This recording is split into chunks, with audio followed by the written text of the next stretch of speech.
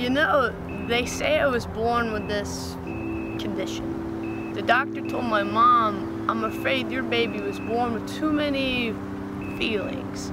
She said she cried even though she didn't know exactly what he meant, except that having a baby with too many feelings sounded hard to protect.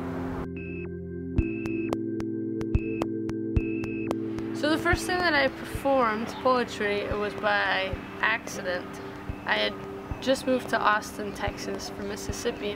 I was a business major at first, and I was studying for a macroeconomics exam at this little coffee shop called The Hideout. I had never been to an open mic before, and they just happened to have one the night that I was there to study. I was really fascinated by it and mesmerized by how people could just be so vulnerable. So I decided that I would write something and would return to The Hideout to read. When a girl says, "Kiss me," be careful. She may not know what she's asking. She may not know what she wants. Some girls never do. The problem with me is I think too much, never say enough. Get stuck in my stutter steps, choke on words the size of sunsets that get garbled in my mouth. I can't speak declarative sentences to her. So instead I communicate through metaphors, careful not to do anything too sudden that would make her feel uncomfortable around me, refrain from letting my body drape her body like chapel paintings trying to interpret God.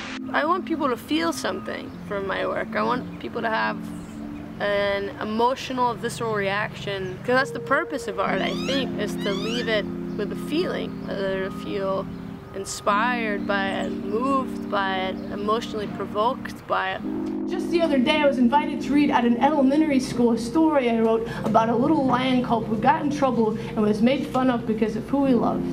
At the end of the class I was curious what love meant to them, so I asked, and 6-year-old Nika told me this.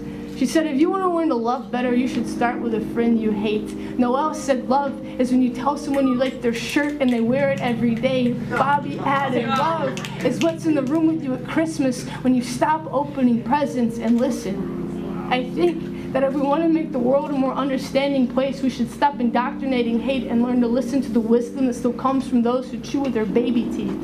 And all my work is different. Sometimes I talk about gender and sexuality and this idea of home and wonder and magic and science and love and loss.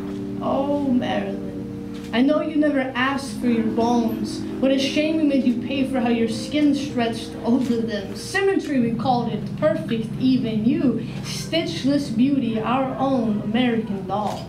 So if people listen to my work and are moved or compelled, then that's all that I really ask.